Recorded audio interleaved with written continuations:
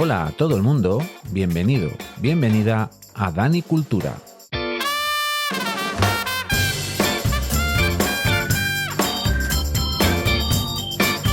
El podcast que, con una visión permacultural, va a tratar diferentes temas que seguro que te van a interesar.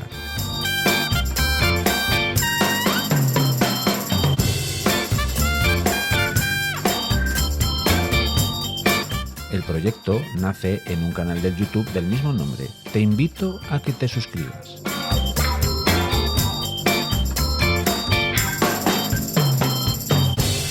Espero que estéis muy a gusto y vamos allá.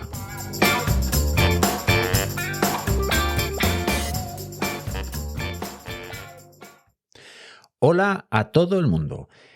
Para todas y todos aquellos que suelen escuchar este podcast o ver mi contenido en YouTube, y ni que hablar tiene a este respecto la gente que forma parte de la comunidad del Telegram de Dani Cultura, saben que yo soy ciclista, pero creo que no he comentado hasta ahora que en su momento le di duro al tema de salir a correr, y digo bien salir a correr. Me cuesta, y podríamos decir que me niego a usar la palabra habitual de esta expresión, la de running, para referirme a salir a correr. Y una de las principales razones es que cuando yo salía a correr y no me encontraba con absolutamente nadie, todas esas increíbles personas con increíbles historias de superación personal que durante los últimos años han plagado todos los rincones habidos y por haber, aún ni siquiera sabían lo que era salir a correr, como para plantearse hacer running.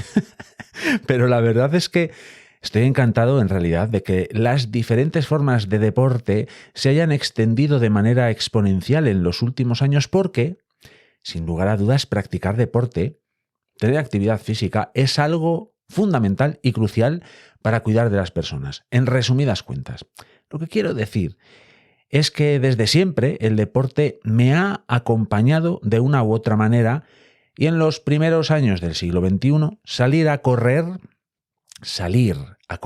se convirtió en una, podríamos decir que actividad de obligado cumplimiento casi todos los días.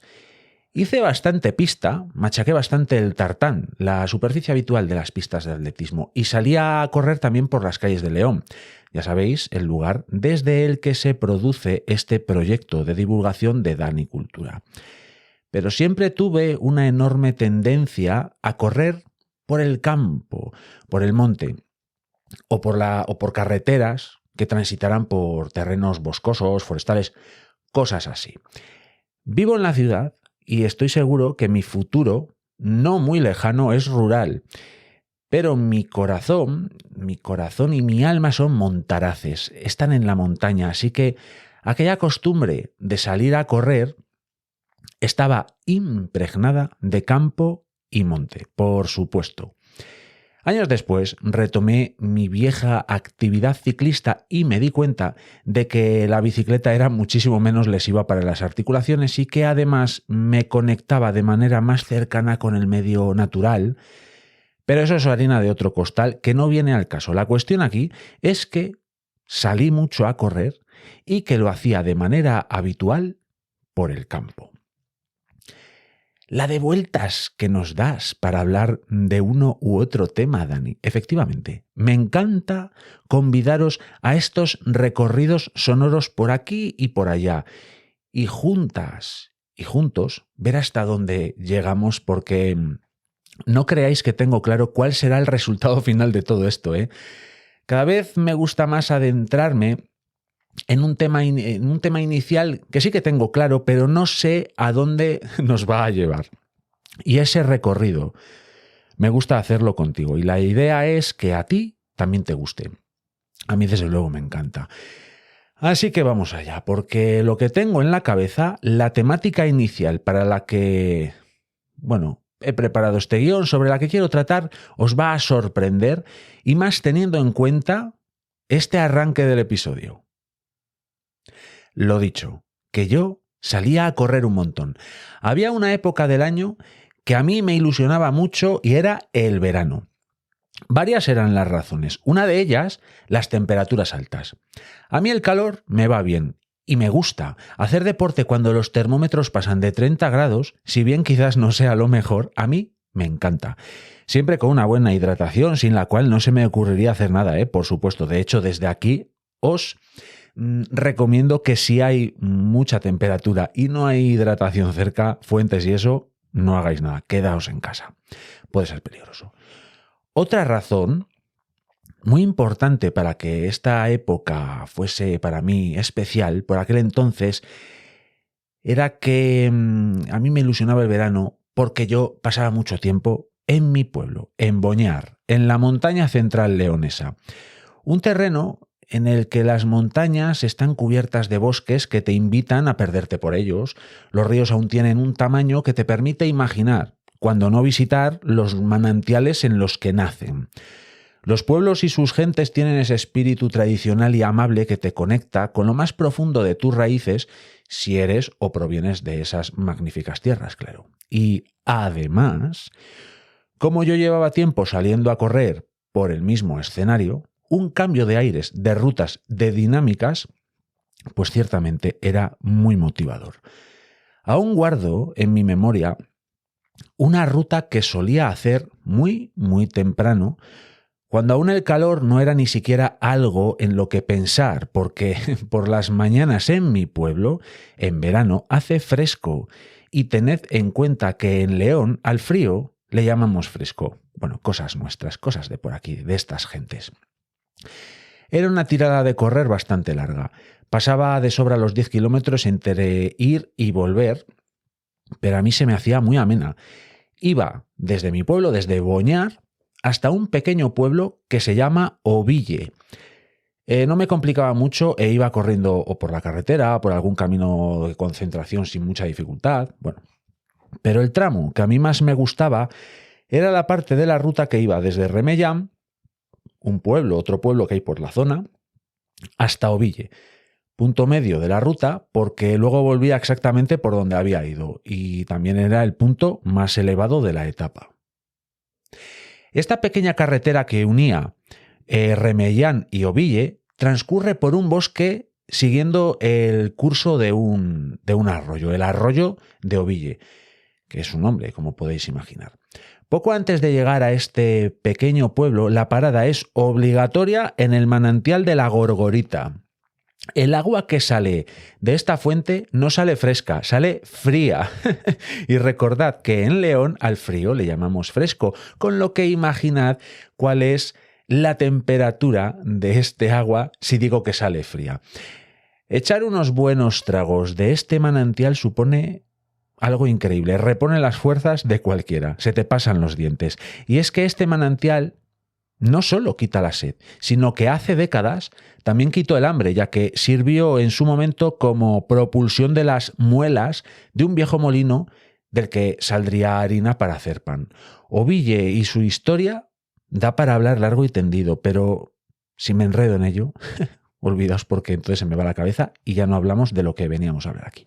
Bueno, mientras yo iba ascendiendo la carretera para llegar a Oville, muchas eran mis distracciones. Primero varios guindos bordeaban y bordean el camino y una breve parada para comer alguna de estas pequeñas, dulces y una gotina ácidas guindas siempre estaba dentro de mis planes porque estaban y están deliciosas. De hecho, mientras os cuento esto estoy salivando un poco, pero según iba avanzando en el recorrido, atravesando este bosquete, las sebes de las pequeñas fincas que hay por esta zona siempre llamaron mi atención. Ya sabéis que las sebes son una suerte de seto que bordea las pequeñas parcelas por aquí, en mi zona. Una pequeña, y a veces no tan pequeña, muralla viva, verde e intencional, que es foco de atención de la fauna y que ha moldeado el paisaje de toda una tierra, de toda una región, como es la región leonesa. Las sebes son una manera de convivencia ideal entre el ser humano y la naturaleza de la que forma parte. Como podéis estar entendiendo, o al menos esa es mi intención, en este tramo de la ruta entre el pueblo de Remellán y el pueblo de Oville hay un gran esplendor de vida. Es una especie de costura que une el bosque y los bordes más externos de un pequeño pueblo enclavado en la montaña. y muchas eran las señales que le hacían comprender al joven Daniel, que iba corriendo por allí hace ya 20 años, que se encontraba en una zona fronteriza natural, en un borde. Y ya sabéis, porque hay todo un episodio de este podcast en el que hablo del efecto borde, el efecto de borde, id a escucharlo, por cierto, que en estas fronteras hay una especial presencia de un montón de especies de todo tipo. Hay fauna y flora tanto de uno de los territorios que bordean esas zonas como del otro territorio que comparte borde, que comparte frontera.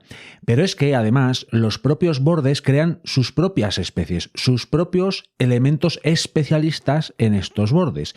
Y se me ocurre, si nos referimos por ejemplo a carreteras, la cantidad de animales que saben que en las vías de circulación de vehículos a motor hay atropellos y se han especializado en comer la carroña de los pobres animales que no han logrado esquivar a algún coche, como por ejemplo los milanos reales o los milanos negros, que siempre frecuentan estas zonas, o por ejemplo también se me ocurren los corzos, que durante el invierno van a las carreteras a chupar la sal, las sales que se echan para evitar que se genere hielo y que por cierto genera atropellos. Los restos de los desafortunados corzos que no han logrado esquivar un coche, como comprenderéis, son atropellados claros y son aprovechados a su vez por, entre otros, los milanos, que frecuentan las carreteras sabiendo que existen atropellos. Ya veis que la naturaleza se adapta a todo y en la naturaleza no existe el concepto de basura, ya que todo es aprovechable. Y de hecho, yo aquí aprovecho algo y es que os recomiendo prudencia al volante. Menos velocidad es menos consumo de recursos, menos probabilidad de accidentes o que si se produce un accidente pues sea menos grave. Además, mucha precaución durante el invierno. Por esto que os acabo de comentar, algunos animales silvestres van a las carreteras a chupar la sal o las sales que se echan ahí, pues para evitar los hielos y pasamos nosotros en una curva, nos los encontramos y accidente al canto. Como os decía hace un momento, muchas eran las señales que me hacían comprender pues que me encontraba en una zona de especial presencia de animales de todo tipo, en esta costura entre el bosque y los terrenos humanos, humanizados. Boñigas de vacas, excrementos de corzo llenos de guindas, fincas trabajadas con huertos entre sebes, el rumor constante del arroyo de Oville, en el que, por cierto, no faltaban las truchas. Y un sonido que cuando te pilla por sorpresa puede hacer que se te erice la piel. Cualquier paseo por el monte de esta zona del mundo, si vamos tranquilas y tranquilos, más o menos imbuidas en lo más profundo de nuestros pensamientos, rara es la ocasión en la que un personaje de nuestros bosques no nos sobresalta, no nos eriza la piel, no nos asusta.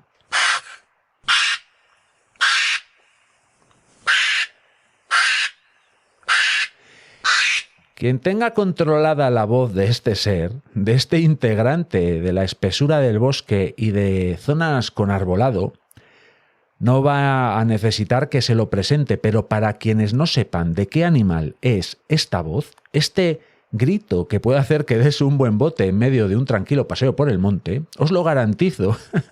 Y os hablo desde la experiencia. Vamos, que me pasa muy a menudo cuando voy a dar un paseo por el monte, que me asusta este animalejo. De quien se trata vais a tener que esperar, porque luego me centraré en este amiguete. Y precisamente, durante un reciente paseo en medio de un robledal, pegué uno de estos botes en medio de un tranquilo paseo, porque es que me asusto, es que este bicho te asusta cuando aparece.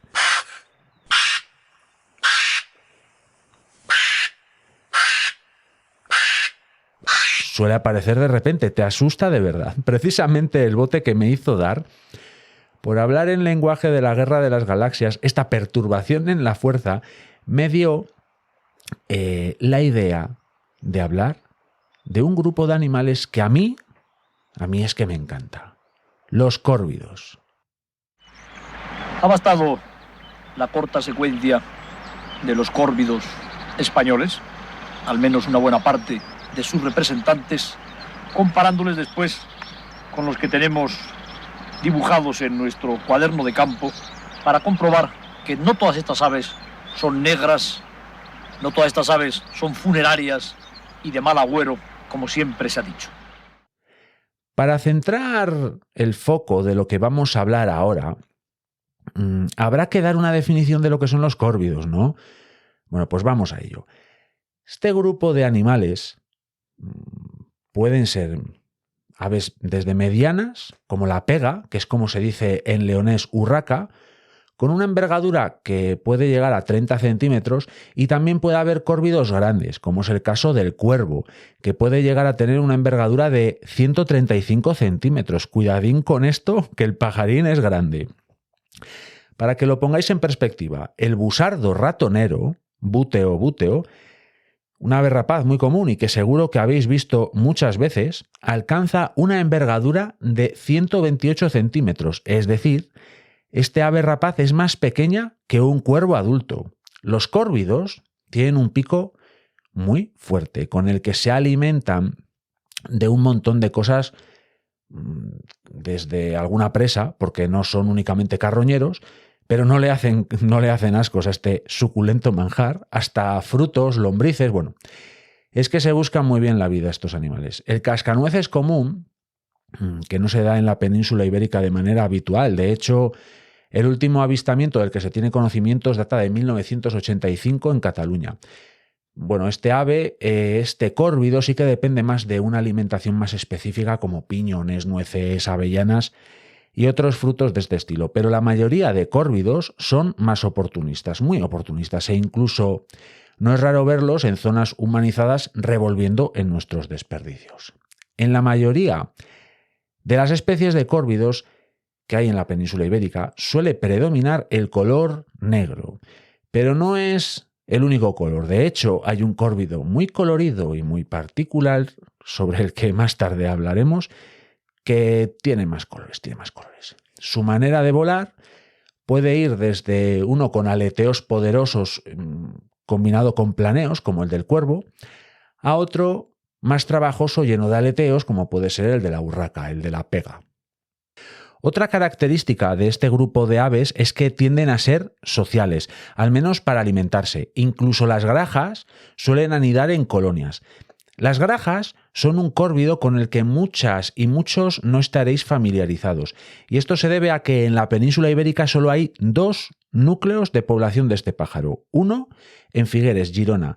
Y este núcleo es muy reciente. Desde el 2018 se tiene indicios de él. Y se cree que los primeros individuos entraron por Francia, lo que parece indicar que puede que esta especie se extienda por más partes de la península ibérica. Y otro núcleo poblacional se encuentra en León.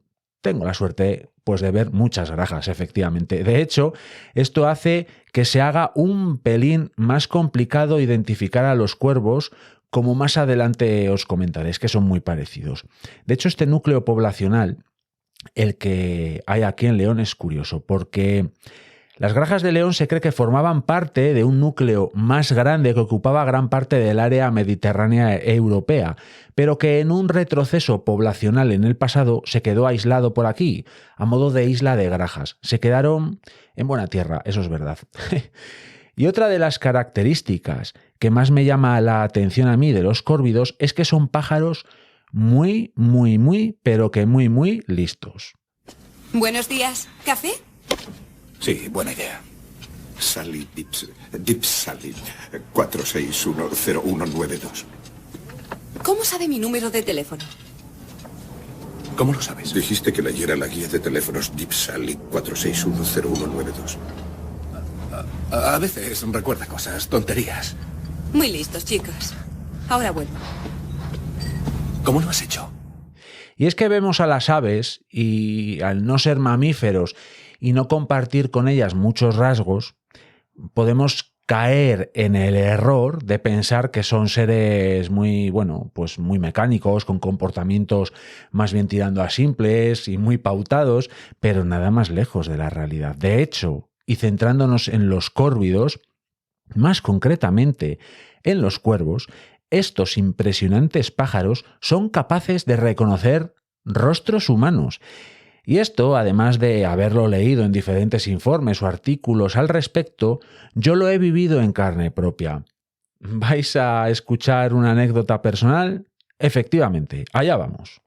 Aquí empieza una anécdota de Dani.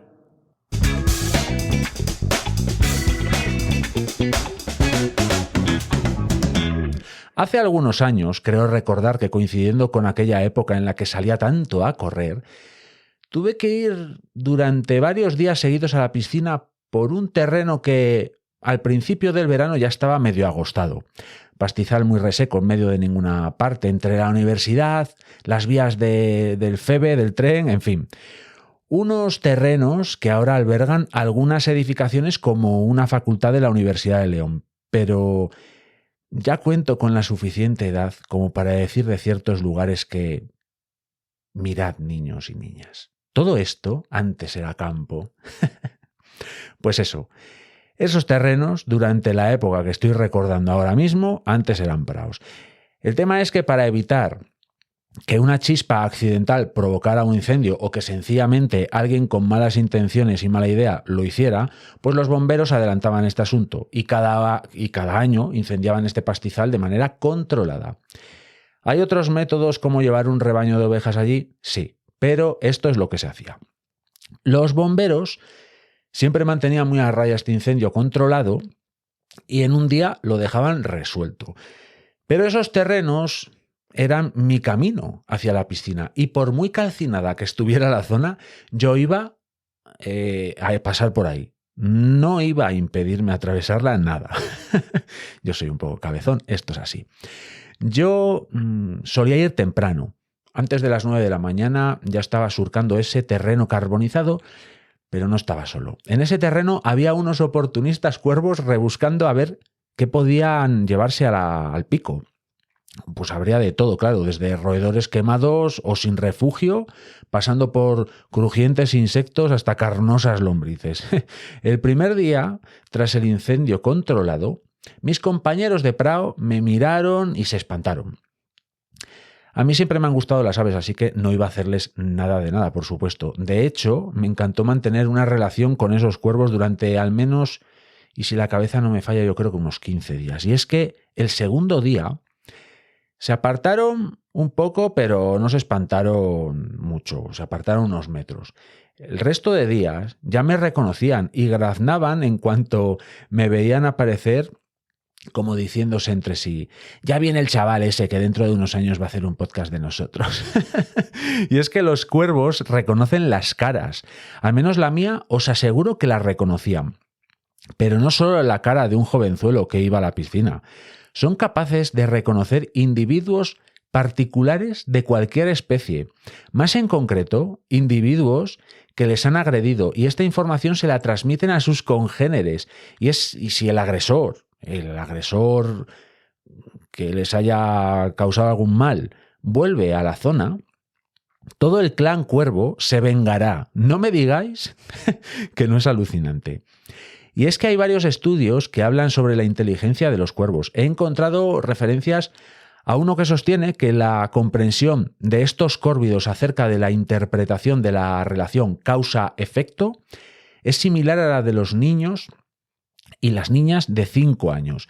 Y otro estudio realizado en la Universidad de Osnabrück, Alemania, liderado por la doctora Simone Pica, o como se pronuncie, Simone Pica, sugiere que los cuervos pueden ser tan inteligentes como los chimpancés. Y es que las pruebas para asegurar todo esto son muchas. Es que emplean herramientas, pero no un sencillo palito para coger 4 hormigas de un agujero, no. Crean herramientas en función de las necesidades del momento. Es decir, ven un problema y crean una solución para cada caso particular. También trabajan en equipo para asaltar nidos de otras especies, pero un comportamiento muy sorprendente de los cuervos es que se asocian con otras especies. ¿Otros pájaros? Pues no, otras especies bien distintas a ellos.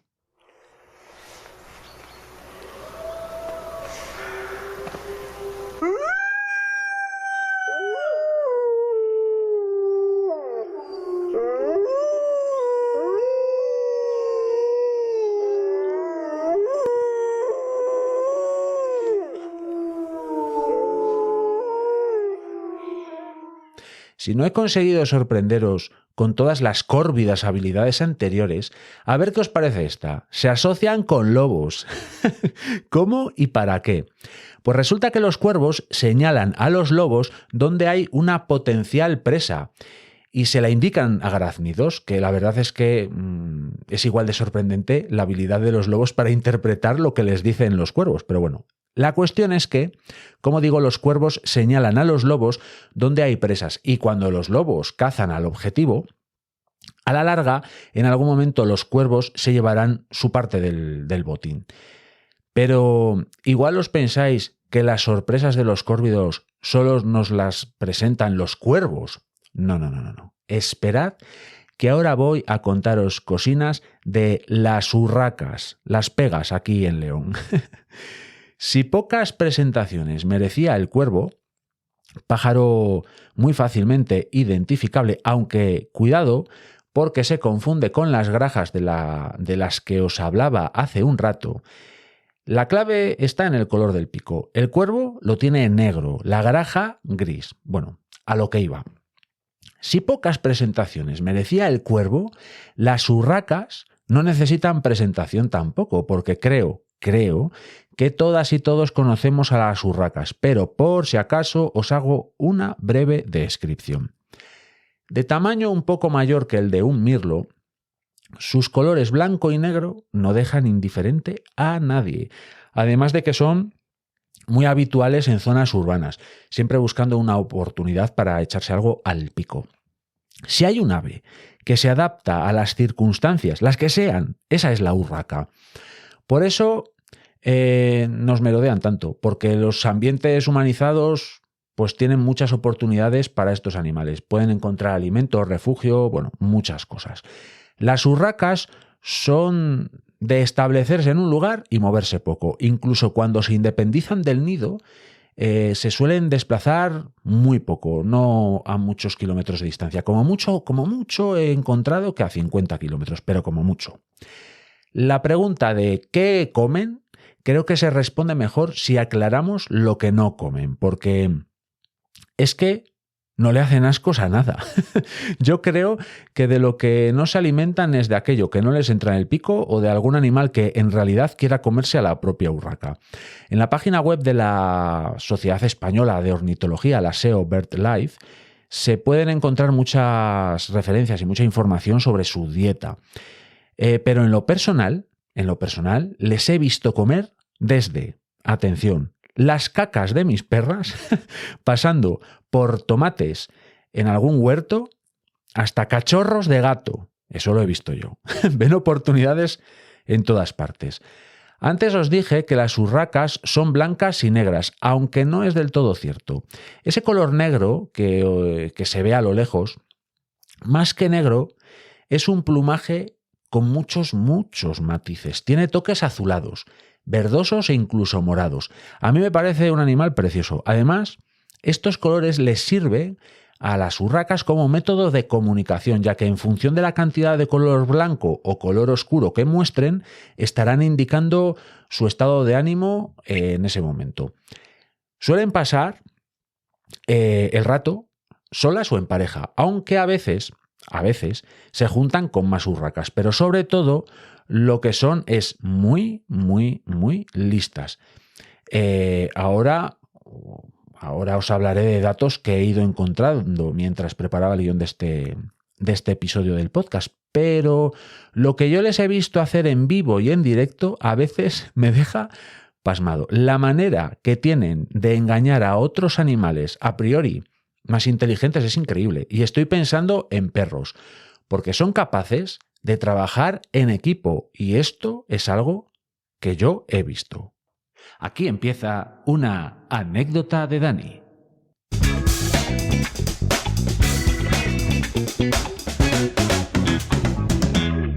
Una de mis perras, Wanda, la habéis visto muchas veces en los vídeos del YouTube, por cierto, id allí a suscribiros, adora la carroña. Hay que tener siempre cuidado a ver qué está comiendo. Wanda, la pobre Wanda, estuvo abandonada sus primeros meses de vida y eso le ha quedado grabado a fuego en la cabeza, con lo que toda oportunidad que encuentra para comer, pues no la desperdicia. Es un poco urraca la tía Wanda. Alguna vez que Wanda ha encontrado algo que echarse a la boca, como haya urracas cerca, yo ya sé quién va a alzarse con el trofeo. He observado, lo he visto con mis propios ojos, que mientras que una de las urracas sirve de señuelo para atraer la atención de Wanda, cosa que consigue, la otra rápidamente roba lo que Wanda se estaba intentando echar a la boca y se lo quita. Trabajo en equipo, eso no lo hacen todos los animales. De hecho, después sigo observando la situación y esa escena y ambas urracas comparten el botín. Es una cosa muy curiosa. Pero sus habilidades no terminan en los engaños a la inocente y oportunista Wanda. No. Las urracas son de los pocos animales que se reconocen en un espejo. Esto se comprueba con el test de la marca. Se le coloca a una urraca una marca en el plumaje y se sitúa al animal delante de un espejo. La urraca, al mirarse en el espejo, sabe que es ella, ya que se quita del plumaje la marca que le habían colocado. Pero, ¿queréis más datos curiosos de las urracas? Porque es que tienen un comportamiento solidario, que así dicho, sin más, no parece que sean nada del otro mundo. Pero es que el espíritu solidario implica hacer algo sin que se vaya a obtener un beneficio directo, y esto no es algo muy habitual en los animales. Esto se observó en un estudio de la revista ornitológica Australian Field Ornithology. Estaban haciendo, como digo, un estudio en el que a unas urracas les colocaban unos dispositivos de rastreo. Pues bien, sus compañeras de bandada, que no tenían instalados estos dispositivos, ayudaban a las compañeras que tenían colocadas las balizas a quitárselas. ¿Qué obtenían a cambio? Nada de nada, sencillamente ayudaban a sus compañeras. Y esto es algo que a veces ni los seres humanos hacemos.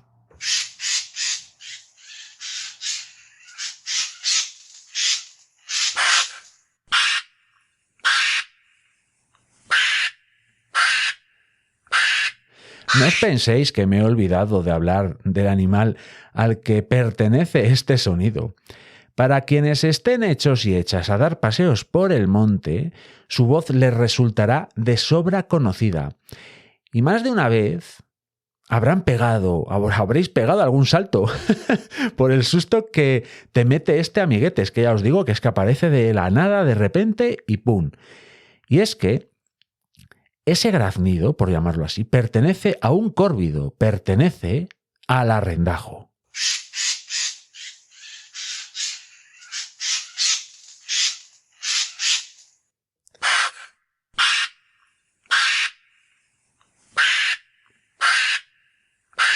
Y es que el arrendajo es un pájaro muy curioso y como córvido que es, muy, pero que muy listo.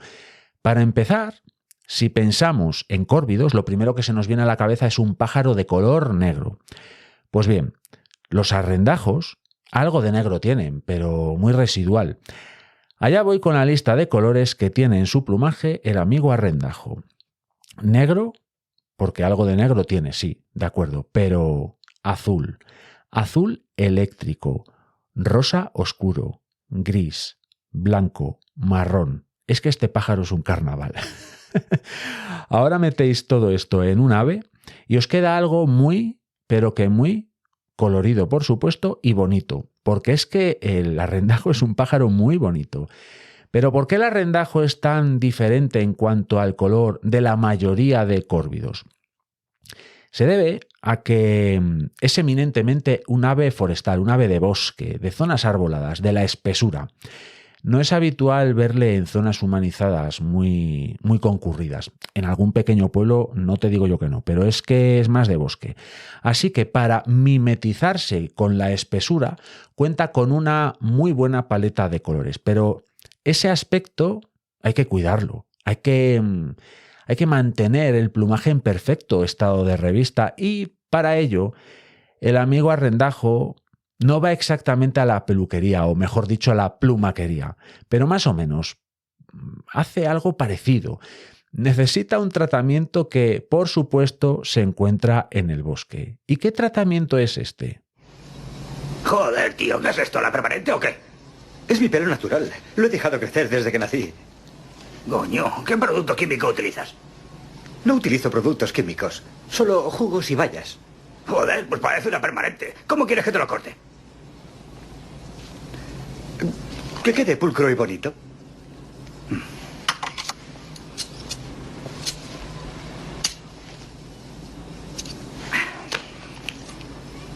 Serán $8.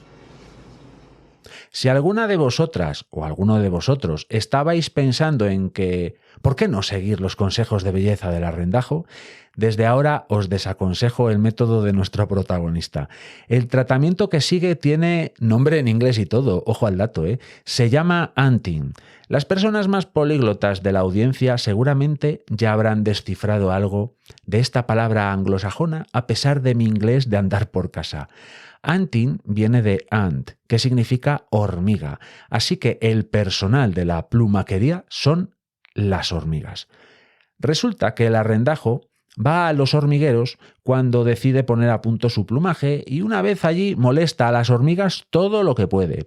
Estas, pues para defenderse, lanzan al arrendajo ácido fórmico, lo cual consigue que el plumaje de este precioso córvido se mantenga libre de parásitos y de hongos. Bueno, ya tenemos que el arrendajo es un córvido, que vive en la espesura del bosque, que tiene muchos colores en su plumaje, que es muy coqueto y mantiene su plumaje siempre bien. ¿Qué más? Así que tiene el tema del graznido. Vamos a escuchar otra vez.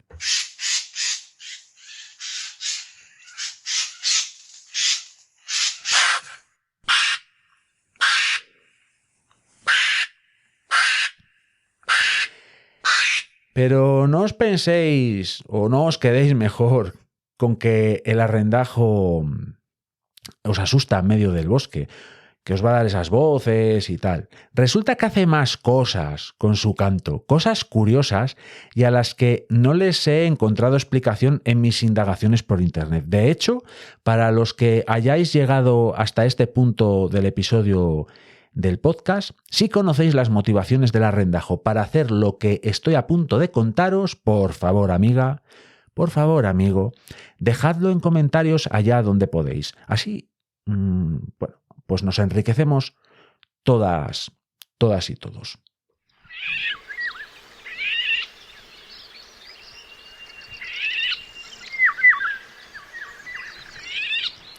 Esto no es el arrendajo, aunque podría ser.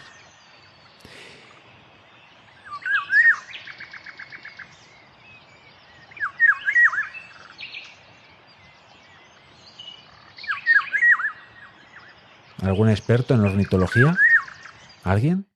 ¿Alguien lo ha identificado? Bueno, es que resulta que el arrendajo también hace una cosa con su voz, y es que imita el canto de otras aves, como pueden ser el de estas que acabamos de escuchar, que son las oropéndolas. Por cierto, otro pájaro precioso. Tenéis que ir a consultarlo a la página de la SEO BirdLife, porque vais a flipar si no conocéis a las oropéndolas. Esa es la voz de las oropéndolas. Pero no es el primer pájaro que imita sonidos o voces. Incluso la voz humana, que por cierto los cuervos, ya que estamos hablando de córvidos, son capaces de hablar como lo hacen los loros, imitando la voz y tal. Bueno, el tema curioso del arrendajo ya no es que imite a las oropéndolas, es que imita a este otro pájaro. Escuchad.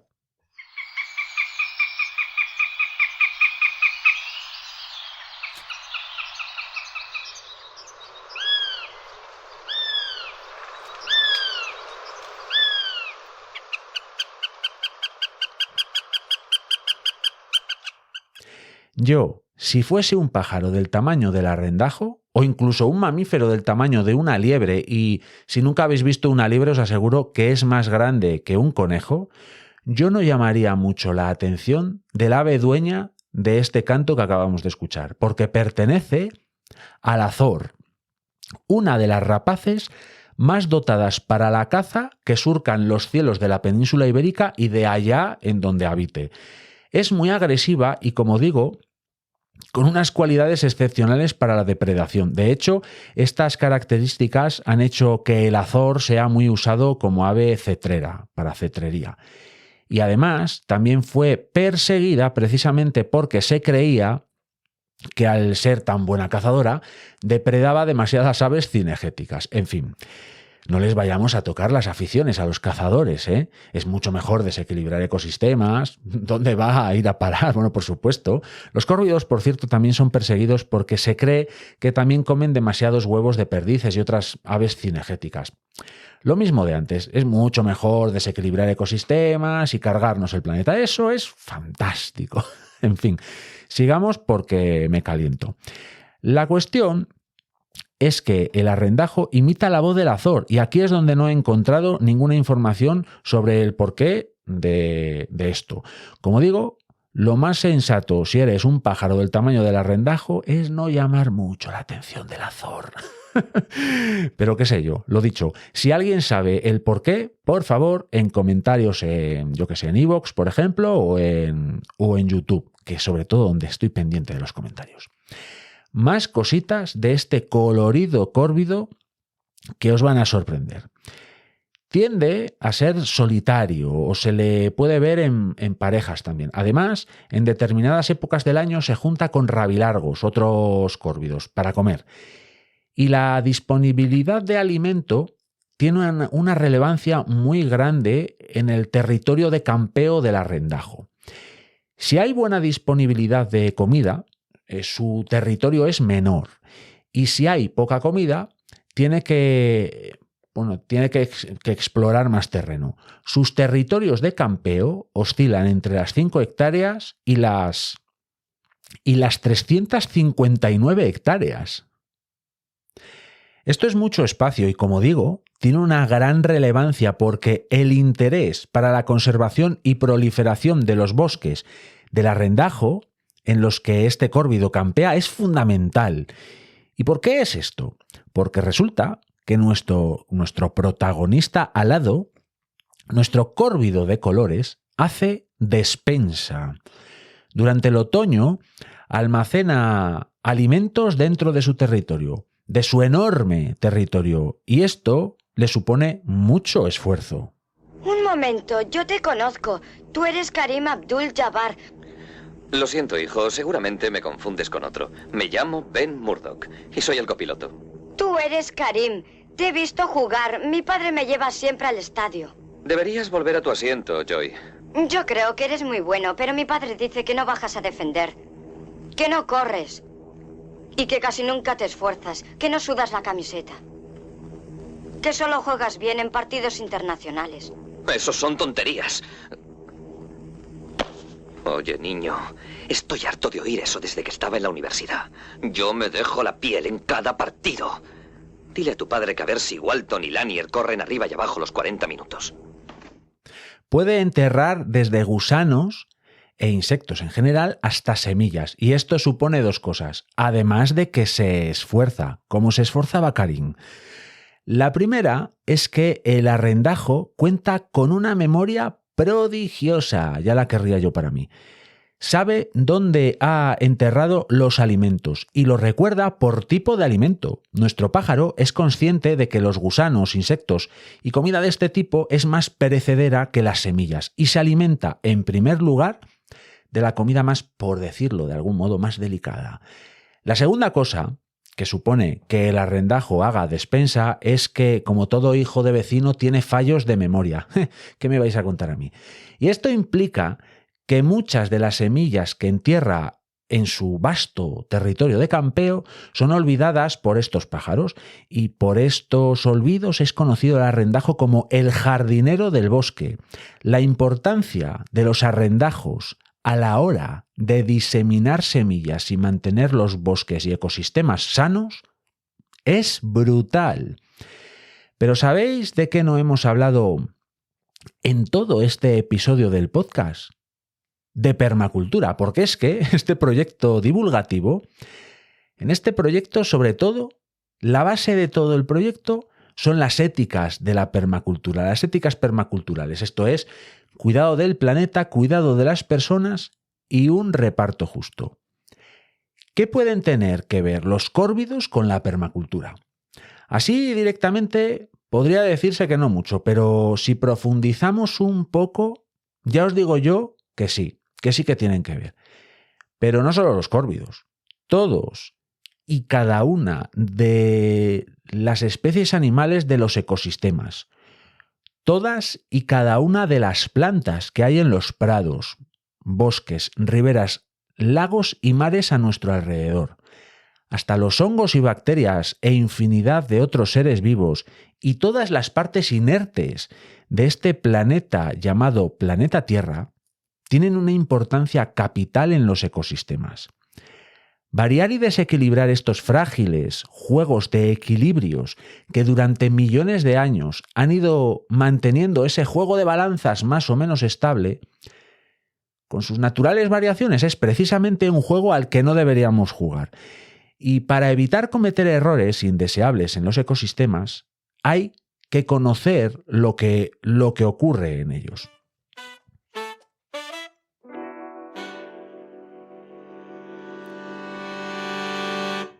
Conocer lo que ocurre en ellos y saber qué implicaciones puede llegar a tener un pájaro llamado arrendajo, que con su sola presencia es capaz de mantener los bosques sanos y poblados de nuevos árboles y plantas en general, es muy importante, y contar con esos conocimientos, aunque sea un poco por encima, y contado por mí, en cierta forma es cuidar del planeta.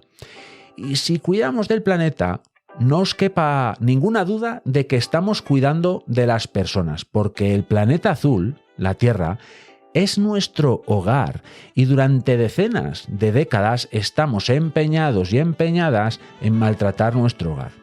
En muchas ocasiones por desconocimiento de cómo funcionan los ecosistemas y lo frágiles que pueden llegar a ser. Imaginad que como los arrendajos comen huevos de perdiz, resulta que nos los cargamos a todos porque le damos más importancia a las actividades cinegéticas y la economía que llevan estas aparejadas.